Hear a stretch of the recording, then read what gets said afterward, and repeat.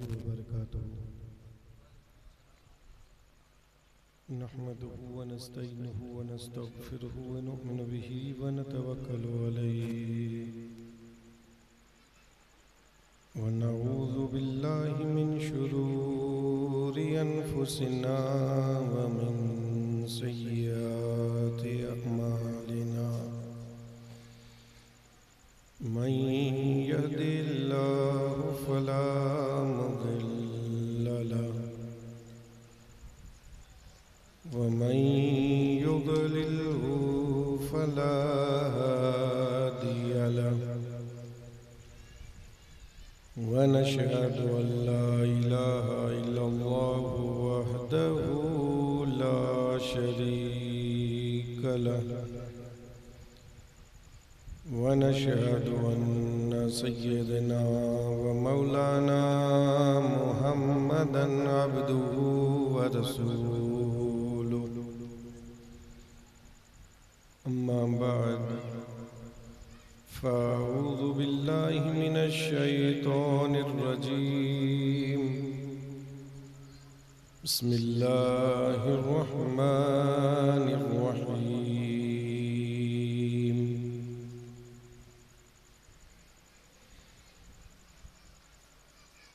क़द जाअकुम मिनल्लाहि नूरुन व किताबुम मुबीन।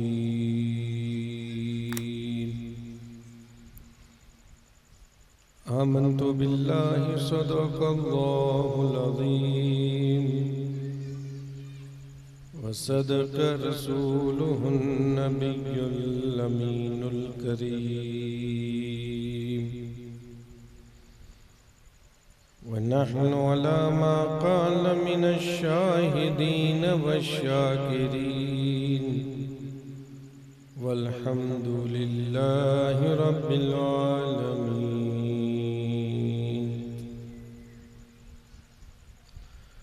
कमा क़ाल अल्लाहु तबारक व तआला फ़ी अज़्मति शान हबीबि इन्नल्लाह व मलाइकतहु युसल्लूना अलन नबी या अय्युहल्लज़ीना आमनू सल्लू अलैहि व सल्लिमू तस्लीमा।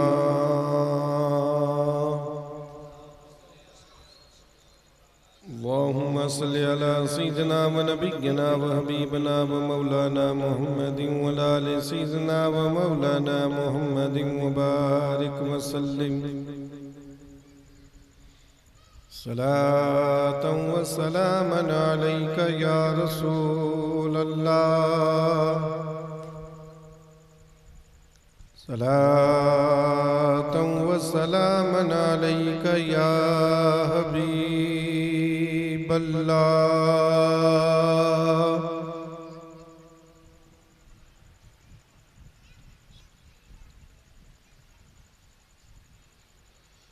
बड़े लतीफ़ हैं, नाजुक से घर में रहते हैं।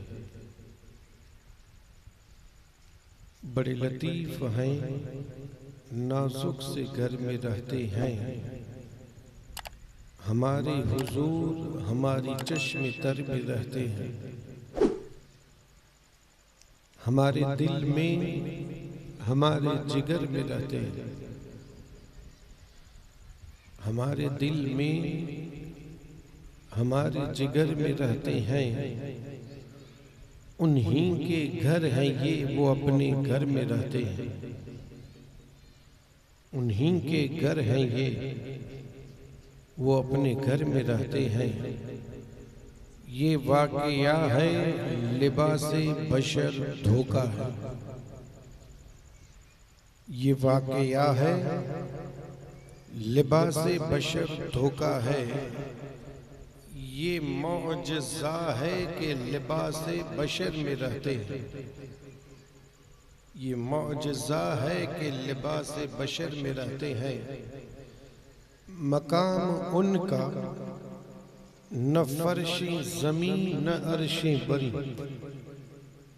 मकाम उनका न फर्शे ज़मीन न अर्शें बरी। वो अपने चाहने वालों के घर में रहते हैं। वो अपने चाहने वालों के घर में रहते हैं। मलाइका भी अकीदत से देखते हैं उन्हें। मलाइका भी अकीदत से देखते हैं उन्हें। जो खुश नसीब नबी की नगर में रहते हैं।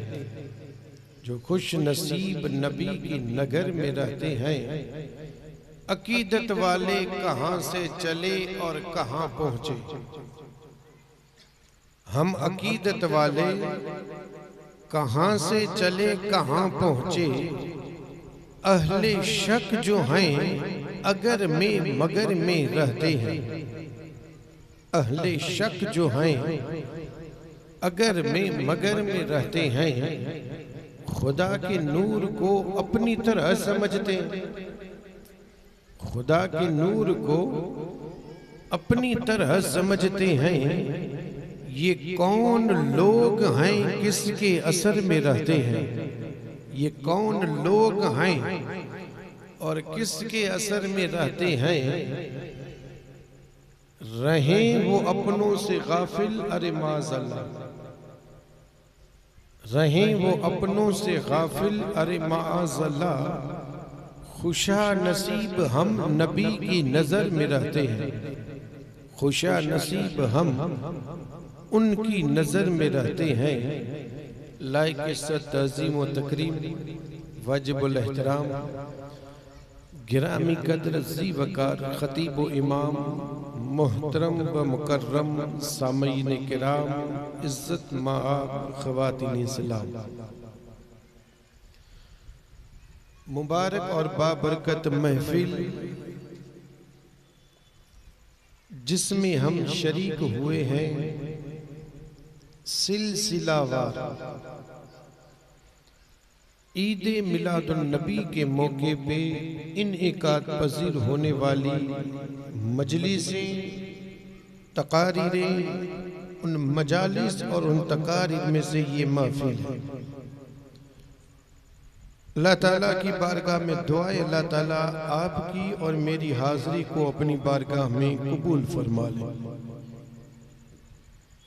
मुस्तफ़ा जाने रहमत के फ़यूज़ और बरक़ात से हम सब को माला माल फरमाए।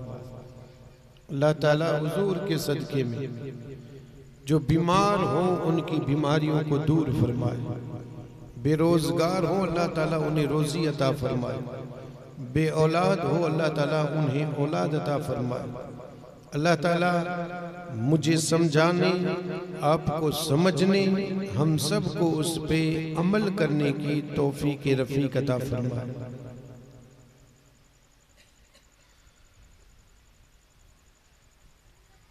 जिस चीज का ताल्लुक मुस्तफ़ा जाने रहमत से हो वो चीज सबसे आला, सबसे अफजल। जिस चीज का ताल्लुक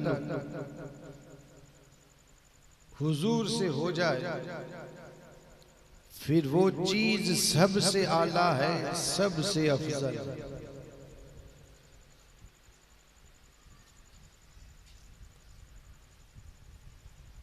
उम्मतें तो आगे बेशुमार, हर नबी की उम्मत हमसे पहले आई, लेकिन जब ये उम्मत आई तो इस उम्मत के बारे में रब ने फरमाया कुंतुम खैर उखरिजत लिन्नास। कुरान मजीद है। आगे जितनी भी उम्मतें आई उस उम्मत को ये नहीं कहा कि तुम बेहतरीन उम्मत हो, कुंतुम खैर उम्मत नहीं फरमाया। जितने भी रसूल आए उन रसूलों की जितनी भी उम्मतें आई, उन उम्मतों के बारे में रब ने ये नहीं फरमाया कि तुम बेहतरीन उम्मत हो, लेकिन बारी जब इस उम्मत की आई तो इस उम्मत का हाल तो ये है कि आएगी बाद में लेकिन जिक्र पहले। ये भी आप अंदाजा कर लें, इस उम्मत को अल्लाह ने यानी कितनी फजीलत अता फरमाई कि उम्मत आएगी तो बाद में, लेकिन जिक्र हजरत मूसा अलैहिस्सलाम पढ़ रहे हैं। भाई 9 तलवा आपने उठाए थे और उसमें इसी उम्मत का जिक्र था, इसी उम्मत का। कितनी फजीलत वाली ये उम्मत है कि जिस उम्मत में नबी भी आने की दुआ फरमाए, जिस उम्मत में नबी आने के लिए दुआ फरमाए, जिस उम्मत में शामिल होने के लिए जलीलुल कद्र हजरत मूसा अला नबी सल्लल्लाहु अलैहि वसल्लम यानी हजरत मूसा भी दुआ करते हैं कि मौला मुझे तेरे महबूब की उम्मत में बना, उम्मत में दाखिल फरमा। यानी इस उम्मत का जिक्र पहले जब पढ़ा तो हजरत मूसा को भी उम्मत दी गई थी, लेकिन हजरत मूसा ने कहा कि मौला अब मुझे तेरे महबूब की उम्मत में दाखिल फरमा। कितनी फजीलत है इस उम्मत, कितनी फजीलत है। और इस उम्मत के बारे में मैं अगर हजरत मूसा ने जो पढ़ा था वो अगर बयान करूं तो कर सकता।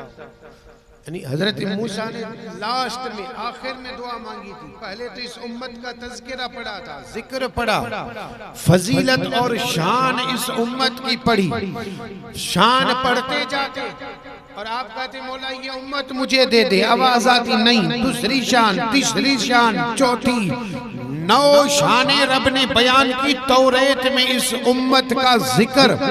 एक एक तख्ती लो उठा करके पढ़ते उम्मत की शान बयान। फिर आपने कहा मौला ये उम्मत मुझे दे दे।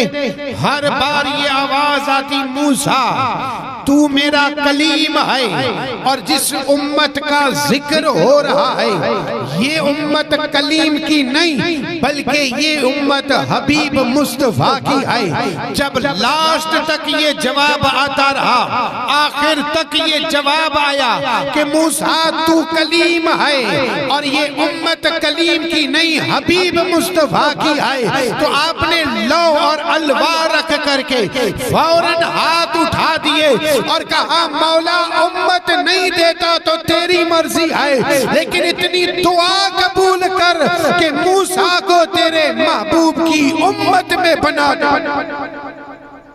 दुआ की थी, दुआ हज़रत मूसा ने भाई क्यों की थी? क्या उनके पास नहीं थी उम्मत?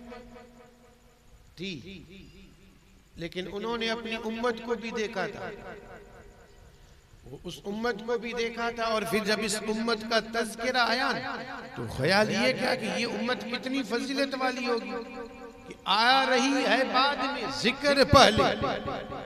वो इंसान फजीलत वाला होता है, वो इंसान शान और शौकत वाला होता है, मर्तबे वाला होता है कि आएगा बाद में, पहले उनकी शान बयान हो रही है। हजरत मूसा ने कहा ये उम्मत, तो जरा बताएं इस उम्मत को ये शान मिली कैसे? क्या इस उम्मत का कोई कमाल है? क्या इस उम्मत के पास कोई अमल है? क्या इस उम्मत के पास कोई ऐसी चीज है कि जिसकी वजह से इसको ये शान मिली? तो जवाब मिलेगा नहीं, ये उम्मत का कमाल नहीं, तो फिर कमाल किसका है? तो झूम करके जवाब दे, ये उम्मत का कमाल नहीं बल्कि कमाल मुस्तफा का है कि इस उम्मत का ताल्लुक जब मुस्तफा से हुआ तो ये उम्मत सबसे बेहतर, सबसे अफजल, ये उम्मत हुई सबसे अफजल। जितनी भी उम्मतें आई उन सारी उम्मतों में ये उम्मत अफजल है। ये उम्मत अफजल क्यों है ये मैं बयान करता चलूं। कयामत के दिन इसी उम्मत को गवाह बनाया जाएगा, कयामत के दिन इसी उम्मत को गवाह बनाया जाएगा। यानी नमरूद, फिरौन ये जब कहेंगे कि मौला हमें तेरा पैगाम नहीं पहुंचा था, तू एक है, ये हम तक किसी ने पैगाम नहीं पहुंचाया। तो हजरत यानी मूसा अलैहिस्सलाम और हजरत इब्राहिम खलीलुल्लाह को बुलाया जाएगा कि तुमने पैगाम क्यों नहीं पहुंचाया। तो वो जवाब देंगे कि मौला हमने तो तेरा पैगाम पहुंचाया था। अब ये कहेंगे कि गवाह लाओ। अब गवाह कौन बनेगा? तो अल्लाह के महबूब की ये उम्मत को बुलाया जाएगा, ये उम्मत गवाही देगी।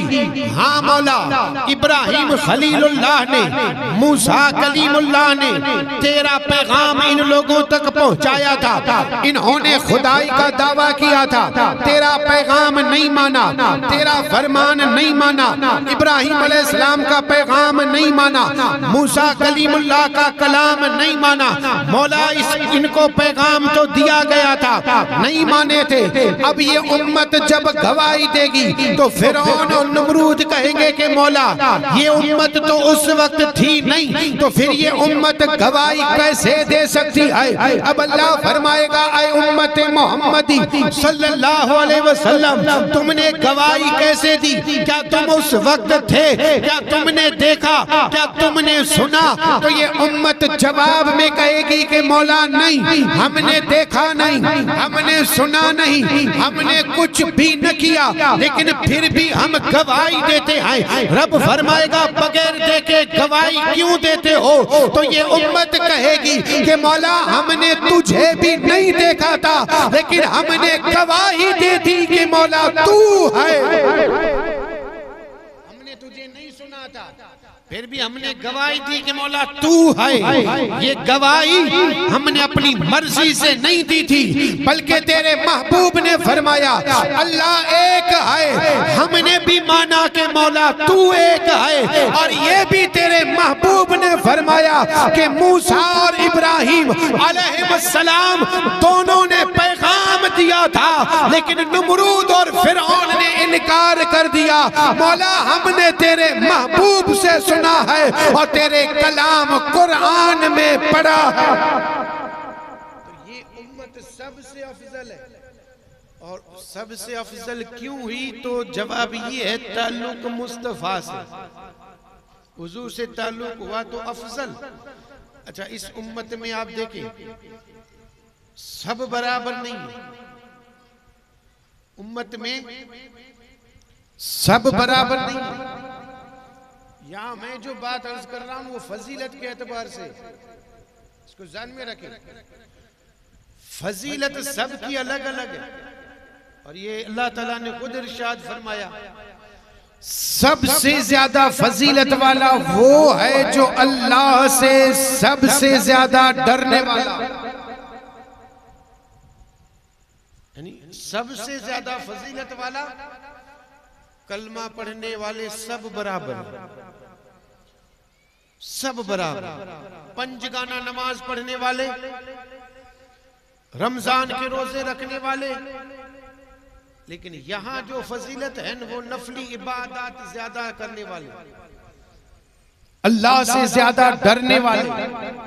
नमाज आप भी पढ़ रहे हैं, नमाज मैं भी पढ़ रहा हूं, दोनों में कोई फर्क नहीं, कोई फर्क नहीं। फर्क है तो सिर्फ किस चीज का? एक है सैयद, बस उसी का फर्क, वरना नमाज आप भी पढ़ते हैं, नमाज मैं भी पढ़ता हूं, कोई फर्क नहीं। ये मैं सिर्फ नमाज पंजगाना बा जमात की बात कर रहा हूं। फर्क जो है ना फजीलत के एतबार से। अब जो जितना अल्लाह से डरेगा वो उतना अल्लाह के नजदीक होगा। अब कोई तहज्जुद पढ़ता है, नफली इबादत है, सुन्नत तरीका है नमाज तहज्जुद, तो अब वो अल्लाह से ज्यादा डरने वाला। रात को उठ करके फिर नमाज तहज्जुद पढ़ी तो वो, अब उसके साथ नमाज चाश्त, नमाज इशराक, अवाबीन, इसके अलावा वक्त मिले तो कुरान मजीद की तिलावत करते रहना। हर दिन 12 महीने, एक साल में 5 दिन जोड़ करके पूरे साल रोजा रखना। अल्लाह ने माल दिया है तो सदका तो खैरात करते रहना, हर वक्त अल्लाह से डरते रहना। तो अब वो फजीलत में बढ़ जाएगा, अब वो अल्लाह के उतना ही नजदीक जाता रहेगा। जो जितना रब से डरेगा वो उतना अल्लाह के करीब। तो कलमा पढ़ने के एतबार से नहीं कह रहा हूँ, कलमा पढ़ने के बाद जो फजीलत है वो रब से डरने में, तो रब से डरने में हर कोई बराबर तो नहीं भाई। अगर यूं कहें कि एक जमात है जो अल्लाह से ज्यादा डरती है, वो है औलिया अल्लाह, तो हम में और उनमें फर्क हुआ कि नहीं? हैं तो वो भी कलमा पढ़ने वाले हैं, हम भी कलमा पढ़ने वाले, लेकिन वो अल्लाह और उसके रसूल से ज्यादा मोहब्बत करते हैं। गोया वो हमसे ज्यादा करीब हैं मुस्तफा के, हमसे ज्यादा सारे इंसानों में अफजल हैं कलमा पढ़ने वाले, सारे इंसानों में। और फिर कलमा पढ़ने वालों में है अल्लाह के वलियों की जमात, तो हमसे अफजल है क्योंकि वो हमसे ज्यादा करीब हैं अल्लाह और उसके रसूल के, वो हमसे ज्यादा हैं अल्लाह और उसके रसूल के करीब, इसीलिए वो फजीलत वाले। और फिर उन वलियों की जमात में देखें आप, जो जितना डरेगा वो उतना ही, इसीलिए तो अलग अलग मर्तबे हैं, कोई कुतुब है, कोई अब्दाल है, कोई गौस है, ये सारे मर्तबे हैं। लेकिन मैं सिर्फ वलियों की जमात की बात कर रहा हूं। अब उन वलियों में हर कोई, उन वलियों में साहबा इकराम की भी जमात है, ताबईन की भी जमात है, तब ए ताबईन की भी जमात है। ये वो जमातें हैं जो सबसे ज्यादा फजीलत रखने वाली हैं, तब ए ताबईन, फिर उनसे पहले हैं तो ताबई, ताबई से भी ज्यादा फजीलत रखने वाले साहबी। और साहबी को ये मकाम क्यों मिला? साहबा को ये मकाम क्यों मिला? क्योंकि साहबा मुस्तफा से ज्यादा करीब, सबसे ज्यादा करीब हैं तो सहाबी, सबसे ज्यादा नबी के करीब हुए तो सहाबा। इसीलिए तो कहा गया वक्त का गौसे आजम भी सहाबी के मकाम और मर्तबे तक नहीं पहुंच सकता, नहीं पहुंच सकता। भाई क्यों नहीं पहुंच सकता? क्योंकि सहाबी का जमाना मुस्तफा के जमाने के साथ, वो जमाना बेहतर, हुजूर का जमाना, जाहिरी जिंदगी, हुजूर जमीन के ऊपर जाहिर जिंदा, और फिर साहबाए किराम उनके साथ उठना बैठना, खाना पीना, चलना फिरना, गोया ईमान की माथे की आंख से ईमान की हालत में मुस्तफा का जलवा देखा, उसी ईमान की हालत में दुनिया से चला गया, वही कहलाता है साहबी। और साहबी के मर्तबे तक गौसे आजम भी नहीं पहुंच सकते। ध्यान में रखें, अगरचे गौसे आजम का मर्तबा बुलंद है सारे वलियों में, लेकिन उनसे भी बड़ा मर्तबा है सहाबी का। क्यों? क्योंकि उन्होंने नबी का जमाना, नबी का दौर पाया है, और जाहिरी जिंदगी नबी की, हुजूर की, वो हुजूर की जिंदगी के साथ रहे, जिंदा दिली के साथ रहे, हुजूर से उनका ताल्लुक रहा। इसीलिए साहबा, देखिए साहबी किसी अमल से नहीं बनते, इसको ध्यान में रखें, साहबी किसी अमल से। यहाँ एक बात अर्ज कर दूं, कुछ लोगों का ख्याल ये है कि नऊजुबिल्लाह नबी कुछ फायदा नहीं देते, नबी किसी को कुछ फायदा। मैं उन लोगों से ये अर्ज करना चाहता हूं, जरा बताएं साहबी किस तरह बना जाए, साहबी बनने के लिए कौन सा अमल किया जाए जिससे हम साहबी बने? तो जवाब मिलेगा कि नहीं, क्योंकि साहबी के लिए जरूरी है हुजूर का दौर हो, हुजूर की जाहिरी हयात, हुजूर का जाहिरी हयात ये हो, और उसी हयाती में ईमान की हालत में मुस्तफा को देखा, और फिर ईमान की हालत में दुनिया से गए तो बना साहबी। साहबी अमल से नहीं बल्कि नबी की सोहबत से बने।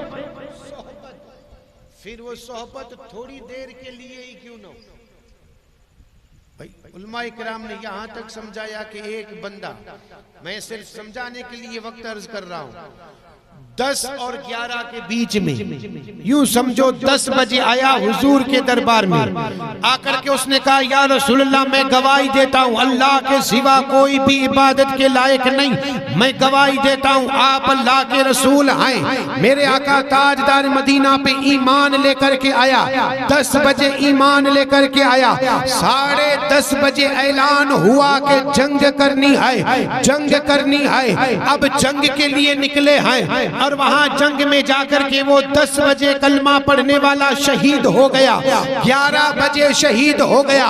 एक ही घंटा मुसलमान रहा, एक ही घंटे तक ईमान लेकर के आया। मुस्तफा जान रहमत की सोहबत में थोड़ी देर रहा, न नमाज पढ़ी, न रोजे रखे, न सदका तो खैरात किया, न कुरान पढ़ा, कोई भी इबादत नहीं है। 1 घंटे में ईमान लाया, उसी 1 घंटे के अंदर ईमान के साथ चला गया। जरा पूछें कि मर्तबा क्या है, तो जवाब मिलेगा उस साहबी का मर्तबा गौसे आजम से भी बड़ा, उससे भी बड़ा। भाई क्यों? उसने तो न नमाज पढ़ी, न रोजा रखा, न ज़कात, न हज। तो जवाब ये है कि उसने नबी की सोहबत इख्तियार की।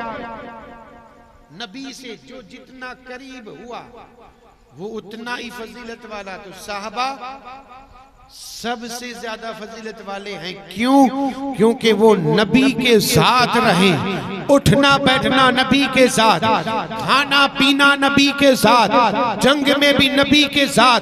गोया उन्होंने कुरान पढ़ा है तो साहिबे कुरान को देख कर, नमाज पढ़ी है तो उसे देख कर जो नमाज लेकर के आया। तो ये साहबा की जमात सारे कलमा पढ़ने वालों में अफजल, सारे वलियों में अफजल है, सारे वलियों में। गौसे आजम से भी। अब ये साहबा भी सब बराबर नहीं है, साहबा भी सब। अब उन साहबा किराम में जो है ना अलग अलग फजीलत रखने वाले हैं। सबसे ज्यादा फजीलत रखने वाले वो साहबा जिन्होंने बैते रिदवान में मेरे आका के हाथ पर बैत फरमाई थी, वो साहबा सारे साहबा में अफजल हैं। जिन्होंने मुस्तफा जाने रहमत के हाथ में हाथ दे करके एक दरख्त के नीचे बैठ करके मेरे आका ताजदार मदीना के हाथ में हाथ दे करके बैत फरमाई, वो साहबा सारे साहबा में अफजल, सारे साहबा में वो साहबा अफजल हैं। इनकी तादाद या तो 1200 या 1400 तादाद, वो सारे साहबा, सारे साहबा जितने भी साहबा हैं उन साहबा में अफजल। ये जमात हो गई अफजल। अब इन जमात में 1400 या 1200 ये जो भी जमात है, इस जमात में ये भी सब बराबर नहीं है, ये भी सब। इनको जो यानी फजीलत मिलेंगी वही है हुजूर के हाथ पे बैत, हुजूर से ज्यादा कुर्ब रहा, इसीलिए इन्होंने फजीलत पाई। फिर इनमें भी हर कोई बराबर नहीं है। इनमें 313 ज्यादा फजीलत वाले हैं। ये ज्यादा फजीलत वाले क्यों हैं? तो ये 313 मुस्तफा जाने रहमत के ज्यादा करीब रहे, जंगे बद्र में गए, जिनका जिक्र कुरान में भी है। तो ये 313 उनसे अफजल। और 313 में वो 10 साहबा अफजल है, जिनको एक ही महफिल, एक ही मजलिस में हुजूर ने जन्नत की खुशखबरी दी थी। 10 साहबा हैं जिनको मेरे आका ने एक ही महफिल, एक ही मजलिस, वो 10 साहबा इन 313 से अफजल है। और इन 10 साहबा में 4 साहबा जिनको कहते हैं 4 यार, वो 4 यार इन 10 से अफजल। और इन 4 यार में अगर मैं देखे तो कौन फजीलत वाला है, तो अब अली, उस्मान, उमर, अबू बकर, इन 4 में सबसे ज्यादा फजीलत वाले हैं तो अबू बकर सिद्दीक। और ये क्यों है? तो यही तो वो जात है जो कलमा पढ़ने से पहले से लेकर के आज तक मुस्तफा के साथ है। 16 साल की उम्र थी अबू बकर की, उस वक्त से लेकर के आज भी हुजूर के साथ हैं तो अबू बकर सिद्दीक। इसीलिए अबू बकर सिद्दीक का मर्तबा सबसे ज्यादा। यहां एक बात अर्ज कर दूं, देखिए मुझे मेरा मौजू याद है, जन में रहे बात। मेरा मौजू है रबीउल अव्वल शरीफ की फजीलत, याद है, आप घबराएं नहीं, मुझे याद है। लेकिन बेहतर यही है कि बात वो की जाए जो हमारे फायदे की। ये भी तो है, मैं मौजू से भटका नहीं, उसी तरफ आ रहा हूं, फजीलत की तरफ। इसीलिए तो मैंने शुरू से फजीलत वाली बात छेड़ी है कि जिस चीज का ताल्लुक मुस्तफा से हो वो सबसे ज्यादा फजीलत वाली है। अब आप खुद अंदाजा कर लिए होंगे कि मैं किस तरफ जा रहा हूं। लेकिन यहां एक बात अर्ज कर दूं, चूंकि मोबाइल का जमाना है, सोशल मीडिया का दौर है, और कुछ लोग हैं जो अबू बकर की शान घटा करके अली की शान बढ़ाते हैं, और कुछ लोग हैं जो अबू बकर की बढ़ा करके अली की घटाते हैं। अल्हम्दुलिल्लाह हम अहले सुन्नत व जमात का अकीदा रखने वाले न हम अली की शान घटाएंगे न हम अबू बकर की शान घटाएंगे। जिसका जो मकाम है वो मकाम हम बयान करेंगे। यहाँ मैंने कहा अबू बकर सबसे अफजल है, और ये अहले सुन्नत व जमात का अकीदा है कि हजरत अबू बकर सिद्दीक का मकाम हजरत अली से भी ज्यादा है। ज्यादा फजीलत वाले हजरत अली से भी अबू बकर हैं। अली अपनी जगह पे, हजरत अली का मकाम भी बड़ा, उसमें हम घटाएंगे नहीं। हजरत अली का मकाम भी बड़ा है, लेकिन अबू बकर सिद्दीक का मकाम, ये फैसला मैं नहीं, फैसला मैं आप पे छोड़ रहा हूं। है कोई जो बेवकूफ हो? बेवकूफ हो तो वो उंगली जरा ऊंची करके दिखा दे, कहे कि मैं बेवकूफ हूं। है कोई पागल? सब अक्लमंद है, तो फैसला आप कर ले। हर कोई अक्ल वाला है तो फैसला कर ले। जो हुजूर से ज्यादा करीब हो वही फजीलत वाला है कि नहीं? जो जितना करीब हो, जरा मुझे बताएं, आज मजार में हुजूर से ज्यादा करीब कौन है, अली या अबू बकर? बताएं मुझे आप। हुजूर के जमाने में मुसल्ला इमामत पे हुजूर ने किसको खड़ा किया था? बताएं आप जरा ये थोड़ा गौर तो करें कि नहीं? थोड़ा इसमें सोचें तो सही के यानी अली का मर्तबा, मैं ये नहीं कहता कि सबसे नीचे, नहीं नहीं, अली का मर्तबा भी बुलंद है, लेकिन चार यार में सबसे पहले अगर किसी का नाम है तो वो नाम अबू बकर सिद्दीक का है। अली का मर्तबा अपनी जगह पे, लेकिन अबू बकर का भी मर्तबा है। जरा हिजरत वाली रात को याद करें, मुस्तफा जाने रहमत ने दो को चुना था, एक अली है, दूसरे अबू बकर हैं, लेकिन खुद के साथ रखा तो किसको रखा? अली को कहा बिस्तर पे लेट जा, और अबू बकर को कहा मेरे साथ चल। ये सिर्फ सुने नहीं, कभी इसको सुन करके गौर करें। इतना ही नहीं, मेरे आका ताजदार मदीना के साथ हर वक्त अबू बकर सिद्दीक रहे।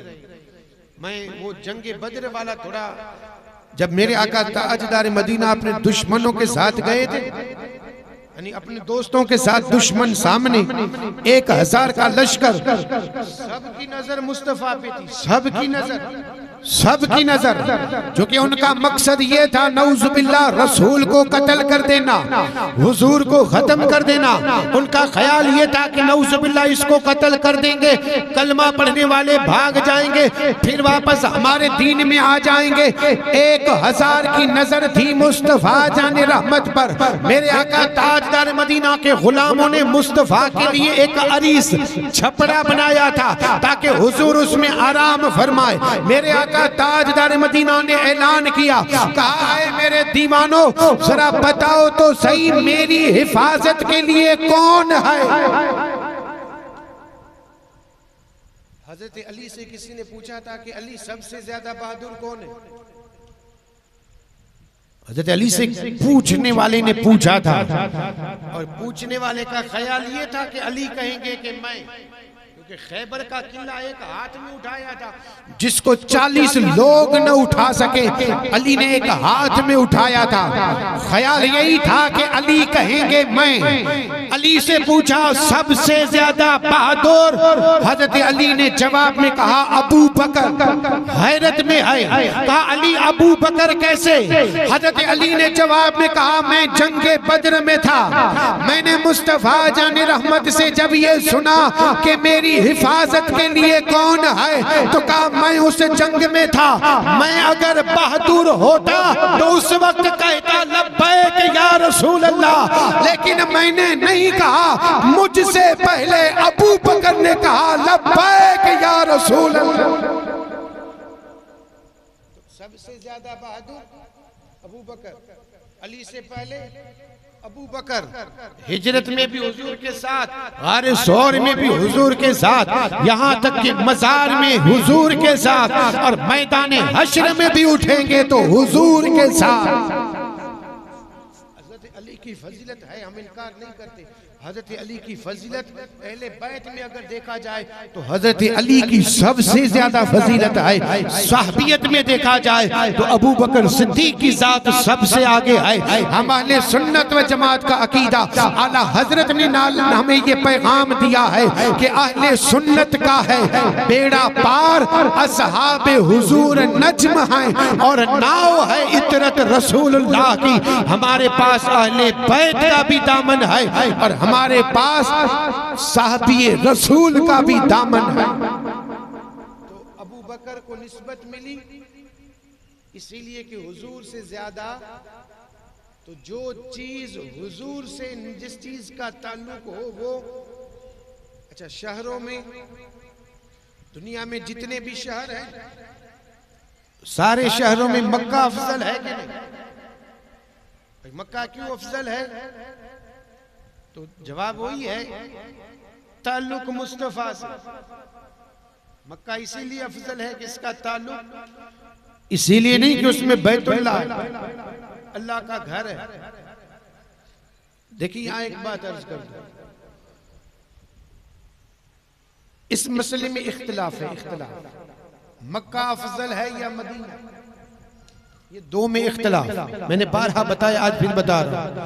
और इख्तिलाफ वाले मसले में मैं तो कहता हूं नहीं पढ़ना चाहिए। जैसे अबू बकर और हजरत अली और अमीर माविया, ऐसे मसाइल में नहीं पढ़ना चाहिए, इन मसाइल से दूर रहना चाहिए, क्योंकि ये मसाइल ऐसे हैं जिनको अवाम में नहीं आना था, लेकिन इस मोबाइल ने बर्बाद कर दिया। मोबाइल अवाम तक लेकर के आया, अब अवाम सुनती है और आएगी। इमाम साहब जरा ये बताएं, आपको पूछना तो ये चाहिए कि नमाज का कब से कब तक फर्ज है, ये पूछना चाहिए। ये नहीं पूछना चाहिए कि ये मसला, इसके लिए तो आपके पास इल्म होना जरूरी है। आपको पूछना है तो नमाज के मसाइल पूछे, रोज़ों के पूछे, वुजू के पूछे, हज ज़कात के पूछे, दूसरे मसाइल पूछे, लेकिन इख्तिलाफ वाले मसले में न जाए, कहीं ऐसा न हो कि ईमान बर्बाद हो जाए। तो ये इख्तिलाफ है मक्का अफजल या मदीना अफजल। लेकिन मैं यहाँ कुरान मजीद से ये अर्ज कर रहा हूँ, मुस्तफा जाने रहमत की निस्बत मक्के से थी, इसीलिए मक्का अफजल। अल्लाह का घर है इसीलिए नहीं, चाहे जमजम यानी जमजम का कुआं है इसीलिए नहीं, सफा मरवा है इसीलिए नहीं, मकाम इब्राहिम है इसीलिए नहीं, तवाफ किया जाता है इसीलिए नहीं, हज किया जाता है इसीलिए नहीं, मिना मुज़दलिफा अरफात का मैदान है इसीलिए नहीं। पढ़े कुरान, रब ने कसम खाई, ला उक़सिमु बिहाज़ल बलद, अमन वाले शहर की कसम। किसी का भी इख्तिलाफ नहीं कि यहाँ शहर से मुराद शहर मक्का है। हम भी मानते हैं और जो नबी को नहीं मानते वो भी कहते हैं यहाँ शहर मक्का की कसम रब ने खाई। कसम खाई है शहर की, किसी का भी इख्तिलाफ नहीं कि वो शहर मक्का है। मक्के की कसम खाई, क्यों खाई? रब से पूछें क्या तेरा घर है इसीलिए, हजर अस्वद है इसीलिए, पहाड़ अबू कुबैस है इसीलिए? रब फरमाता है नहीं नहीं, मैंने ये कसम इसीलिए खाई व अंत हिल्लुम बिहाज़ल बलद, महबूब अमन वाले शहर की कसम इसीलिए खाई कि इस शहर को तेरे कदम लगे हैं। नबी के कदम लगे तो जिस चीज का ताल्लुक मुस्तफा से हो वो सबसे ज्यादा आला, सबसे ज्यादा अफजल, सबसे ज्यादा फजीलत वाली। जब तक मेरे आका मक्का में थे मक्का अफजल, मक्का से मदीनतुल मुनव्वरा आ गए तो मदीना अफजल। वो किसी अल्लाह वाले से किसी मुरीद ने पूछा था, उसने पूछा था कि जरा बताएं यानी सबसे ज्यादा फजीलत वाली शय कौन सी है, सबसे ज्यादा फजीलत वाली चीज कौन सी है? तो उस बुजुर्ग ने जवाब में कहा था सबसे ज्यादा फजीलत वाली वो चीज है जहां मुस्तफा जाने रहमत के कदम है। हुजूर है जहां हुजूर के कदम है वो सबसे ज्यादा फजीलत वाली। मुरीद भी तो ऐसा था, मुरीद ने कहा जब वो चीज फजीलत वाली है तो हम मरने के बाद जन्नत क्यों तलब कर रहे हैं, जन्नत को क्यों मांग रहे हैं, जन्नत की दुआ क्यों कर रहे हैं? भाई करनी चाहिए मदीने में मरने की दुआ। बुजुर्ग अल्लाह वाले मुस्कुराए, मुस्कुरा करके फरमाया, कहा बेटा जब तक हुजूर मक्के में थे तो मक्का अफजल था, मक्का से मदीने में आ गए तो मदीना अफजल है, और फिर जब मेरे आका मदीना से उठ करके जन्नत में जाएंगे तो जन्नत मदीने से अफजल। जगह का कमाल नहीं है, जगह का कमाल नहीं है साहब, कमाल उसका है जो उस जगह पे। इसको समझना हो तो यूं समझिए जैसे इमाम जब नमाज पढ़ाता है हमें हुक्म ये दिया गया कि सबसे पहली सफ में जाकर के खड़े रहो ताकि सवाब ज्यादा मिलेगा, यही हुक्म दिया गया। अच्छा पहली सफ कौन सी है? मिंबर के करीब है, वही पहली सफ है। मिंबर है, मिंबर के करीब मेहराब, मिंबर उसके करीब जो है वो पहली सफ। लेकिन इमाम अगर मुसल्ला बाहर लेकर के आ गया तो ये हमारी सहन है, इमाम ने सहन में मुसल्ला बिठा दिया तो क्या पहली सफ वही होगी जो मिंबर के करीब होगी? नहीं। अब पहली सफ कौन सी है तो कहेंगे सहन के दीवार के करीब जो है वो।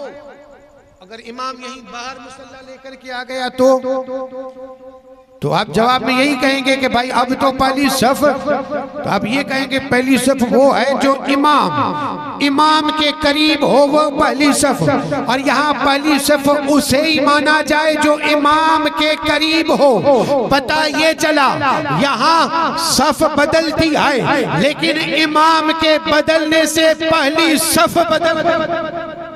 इमाम अगर यहाँ खड़ा रहा अगरचे मस्जिद में सफ हो लेकिन वो सफ नहीं मानी जाएगी, पहली सफ वही है जो इमाम के पीछे हो, जो इमाम के करीब हो। इमाम अगर सहन में है, लोगों ने मिंबर के करीब सफ बना दी, उनको फजीलत नहीं मिलेगी, फजीलत उसे हासिल होगी जो इमाम के करीब होगा। पता ये चला सफ का एतबार नहीं, एतबार इमाम का है। जहां इमाम खड़ा हुआ उसी के करीब में जो सफ होगी वो सबसे ज्यादा फजीलत वाली है। तो ये मिसाल समझाने के लिए अर्ज की थी, जगह का एतबार नहीं, एतबार है तो मुस्तफा की जात। मेरे आका ताजदार मदीना की निस्बत जिस चीज से हो वो चीज सबसे ज्यादा फजीलत वाली है। आ जाए रबीउल अव्वल शरीफ पे, रबीउल अव्वल शरीफ की फजीलत तो यहाँ अर्ज कर दूं, आप गिनते जाएं रबीउल आखिर, जमादिल अव्वल, जमादिल आखिर, रजब, शाबान, रमजान, शव्वाल, ज़िलक़ादा, ज़िलहिज्जा, मुहर्रम, सफर, ये जितने भी महीने हैं अगरचे अपनी अपनी फजीलत वाले हैं। रमजान के महीने की क्या बात करें, ये वो महीना है जिसमें 2 रकात नफल पढ़े तो फर्ज का सवाब। सवाब साहब फर्ज का, और एक फर्ज पढ़े तो 27 या 70 फर्जों का सवाब। रिवायतें अलग अलग है। ये वो महीना है रमजान का। भाई लोग जब रमजान आता है, रमजान कितने खुश होते हैं, क्यों ना हो। रमजान हमारे लिए बरकतों वाला महीना है, रमजान हमारे लिए मगफिरत वाला महीना है, रमजान हमारे लिए जहन्नम की आजादी वाला महीना है। जहन्नम की आग से आजादी मिलती है रमजान में। रमजान हमारे लिए सबसे ज्यादा फजीलत, लेकिन उस रमजान से भी ज्यादा फजीलत वाला ये महीना है रबीउल अव्वल शरीफ। रमजान को निस्बत हुई तो अल्लाह के कलाम, रमजान को फजीलत, रब फरमाता है शहरो रमजान अल्लज़ी उन्ज़िल फ़ीहिल कुरान, रमजान का वो महीना जिसमें कुरान उतरा, यानी इतना बरकत वाला महीना जिसमें कुरान उतरा। तो हम ये कहते हैं जब रमजान में कुरान उतरा और कुरान के उतरने से महीना फजीलत वाला है, तो इस महीने में कुरान नहीं बल्कि साहिब कुरान उतरा, तो ये महीना हमारे लिए रमजान से भी ज्यादा अफजल। ये फजीलत है रबीउल अव्वल शरीफ की साहब। ये महीना रमजान से भी ज्यादा अफजल। रमजान में एक रात है, एक रात। वैसे तो मैंने जो महीने गिनवाए उनमें एक एक रात हमारे लिए अफजल है। कभी हम जो है शाबान में अफजल मानते हैं, कभी शव्वाल में। ये हमारी रातें हैं भाई साहब। कभी गरीब नवाज की चिट्ठी आ गई, कभी 11वीं शरीफ आ गई। हमारे लिए तो सारी रातें वैसे तो हमारे लिए हैं, लेकिन हम याद मनाने के लिए उन रातों को हमने खास कर दिया, तो सारी रातें हैं। हद तो ये हो गई कि हफ्ते में भी एक रात है जिसको कहते हैं जुमे रात, वो भी हमारे लिए अफजल रात है साहब। 27वीं शब, मेरे आका मेराज पे गए। 15वीं शब, शबे बारात। 27वीं रमजान की शब, शबे कद्र है। सारी रातें हैं, लेकिन सारी रातों में सबसे ज्यादा फजीलत वाली रात कौन सी है? सबसे ज्यादा फजीलत वाली, सबसे ज्यादा अफजल सारी रातों में कौन सी रात है? सकता है कोई उठ करके ये कह दे 27वीं शब रमजान की शबे कद्र, और उससे जब पूछा जाए तो जवाब में ये कहेगा कि यानी रमजान की वो रात है जो 1000 महीनों से अफजल। रब ने फरमाया लैलतुल कद्र खैरुम मिन अल्फे शहर। कुरान मजीद है, रब ने खुद ने फरमाया। आपने फरमाया एक रात है लैलतुल कद्र, लैलतुल कद्र 1000 महीनों से अफजल। इसीलिए तो हम उस रात में जाग कर इबादत कर रहे हैं। अब तो इबादत भी कम होने लगी है, अल्लाह ज़ौक़ अता करे, इबादत अब कम हो गई है। अल्लाह हम सबको ये तौफीक अता करे कि बड़ी बड़ी रातें जो हमारे लिए हैं, उन रातों में हमारी मगफिरत और बख्शिश का सबब और सामान उसी रातों में किया जाए। दुआ मांग करके, एक रात जाग करके, और जाग करके तो ये नहीं कि यहाँ बैठ करके नाश्ते किए जाएं, नशे वाली चीज खा करके सारी रात बसर की जाए। इससे तो बेहतर था कि ईशा पढ़ करके, तरावी पढ़ करके सो जा, और सुबह जल्दी उठ, तहज्जुद की नमाज पढ़, सहरी कर, और फिर नमाज फजर पढ़, तो तुझे सारी रात जागने का सवाब। जागने से मुराद ये है फजूल बातों से भी बच। अगर कोई बंदा उस रात में जाग करके इबादत कर ली, रब कहता है 1000 महीनों से अफजल। उसने 1000 महीने इबादत की, 1000 महीने उसने अल्लाह की इबादत की, एक रात। लेकिन एक रात है जो उससे भी अफजल है, उससे भी अफजल। और क्यों ना हो, 27वीं रात को ये जो शर्फ मिला है, ये शर्फ इसी कुरान से मिला है। कुरान रमजान की 27वीं रात को मुकम्मल पूरा हुआ। अब ये कहां से कहां पूरा हुआ, इसमें इख्तिलाफ है, उसी पास में नहीं जाना।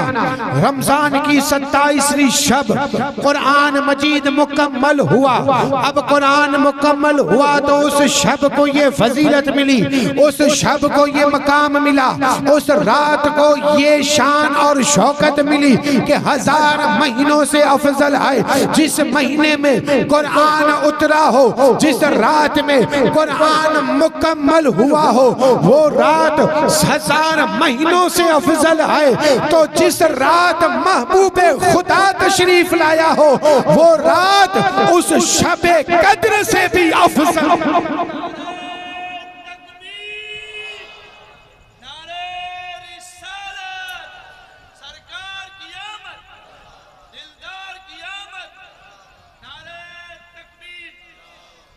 तो वो रात इसी महीने में है जिसको हम कहते हैं रबीउल अव्वल।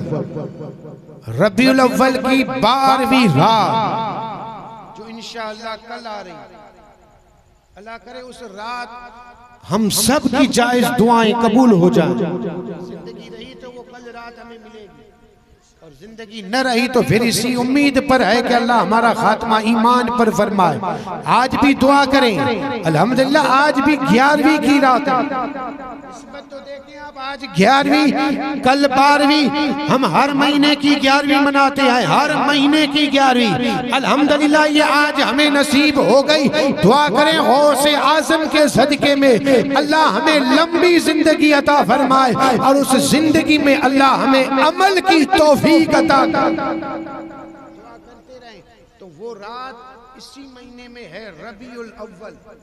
अच्छा, रबी का माना ही बहार, रबी का माना ही रबीउल अव्वल, बहार, पहली बहार। ये महीना जो है ना, ये महीना बहार का महीना है। बहार समझते हो? बहार अगर मैं अपने लफ्ज और सादा लफ्जों में बता दूं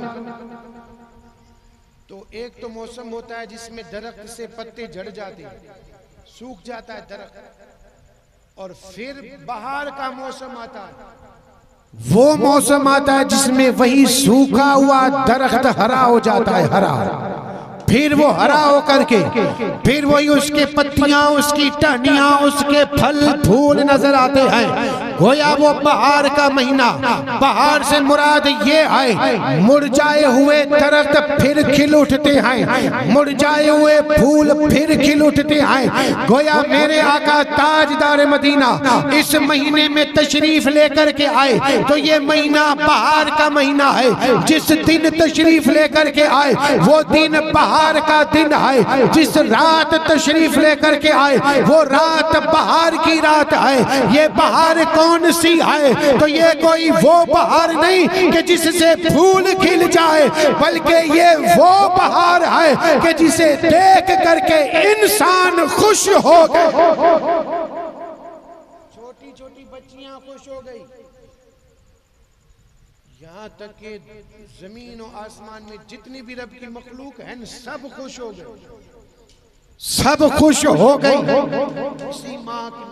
इसी माह की 12वीं तारीख को जब मुस्तफा जानी रहमत तशरीफ लेकर के आए, हजरत आमीना कहती हैं मैंने मेरे घर जब तवल्लुद हुई मैंने देखा आसमान से नूर बरस रहा था, और उस नूर में मैंने देखा कैसरो कसरा के महल के मीनार जो है वो मीनार टूट करके गिर पड़े। गोया के वो मीनार भी कहते हैं आमीना अब जुल्म को रोकने वाला आ गया, जिंदा बच्चियों को दफन करने से रोकने वाला आ गया, बेवा औरतों को मनहूस समझाने से मना करने वाला आ गया, अब गरीब बच्चों को हक दिलाने वाला आ गया, अब जुल्मत का दौर खत्म होगा। आमिना अब तेरे शहजादे का सिक्का चलेगा। ये इसी महीने में रबीउल अव्वल शरीफ, तो ये रबीउल अव्वल शरीफ की फजीलत है सबसे ज्यादा। मुहर्रम से भी ज्यादा, फिर सफर से भी ज्यादा, रबीउल सानी रबीउल आखिर जिसे कहते हैं उससे भी, जमादिल अव्वल जमादिल आखिर रजब शाबान रमजान, रमजान तो फजीलत वाला है, उससे भी जिलकद और जिलहज उससे भी ये महीना सबसे ज्यादा फजीलत वाला है। और इसी महीने में मुस्तफा जाने रहमत तशरीफ लेकर के आए। मेरे आका नहीं थे उस वक्त जमाने का हाल क्या था हमने बारहा सुना है। और फिर मेरे आका ताजदार मदीना जब इस जहान में तशरीफ लेकर के आए तो उस वक्त इस जहान का हाल क्या हुआ, शायर ने अपने अंदाज में यूं बयान किया है, जहां तारीख था जुल्मत कदा था, सख्त काला था, ये जहां तारीख था जुल्मत कदा था, सख्त काला था, कोई पर्दे से क्या निकला कि घर घर में उजाला था। ये उजाला जो हुआ है ये इसी रबीउल अव्वल के महीने का सदका।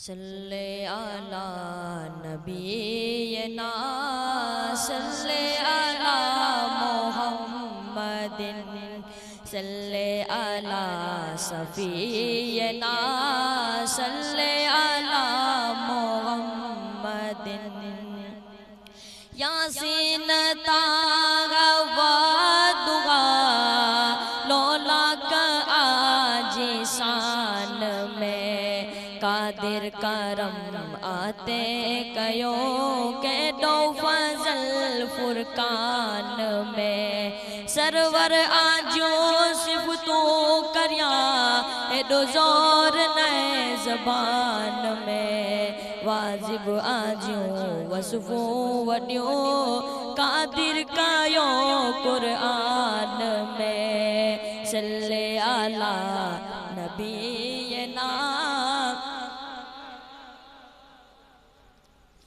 सल्ले अला सफीना सल्ले अला मुहम्मदिन सूरज चंद्र तारा कत्यूं अज नूर से भरपूर था अर्श कुर्सी आसमां अज नूर से मामूर था जो दीना सारा पारसी अज दीन ते मजबूर था जार डोगर जानवर अज मोडसी कलमो परया सल्ले आला बीना सल्ले आला मुहम्मदिन सल्ले आला सफीना सल्ले आला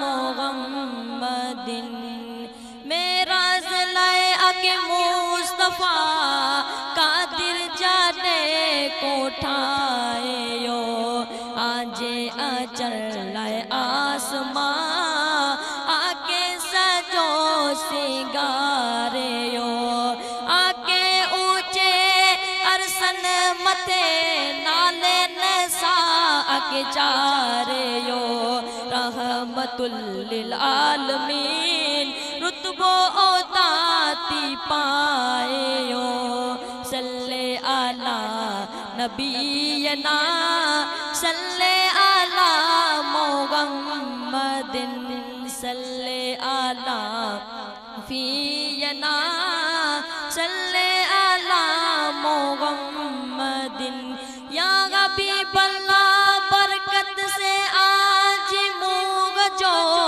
मेरो बदर का पार त्यो आराम इब्राहिम ला टाडो ठरी गुलजार त्यो मूसा नबी नीलमा लश्कर लगाए पार त्यो आजी मदद से मुस्तफा अयूब जो आजार व्यो सल्ले आला बीना सल्ले आला मुहम्मदिन सल्ले आला सफीना सल्ले अला मुहम्मदिन। अस्सलातु वस्सलामु अलैका या रसूल अल्लाह, अस्सलातु वस्सलामु अलैका या नबी अल्लाह, व अला आलिका व सहाबिका या नूर अल्लाह सल्लल्लाहु तआला अलैहि वसल्लम। व उफ़व्विदु अम्री इलल्लाह इन्नल्लाह बसीरुम बिल इबाद बिरहमतिका या अरहमर राहिमीन।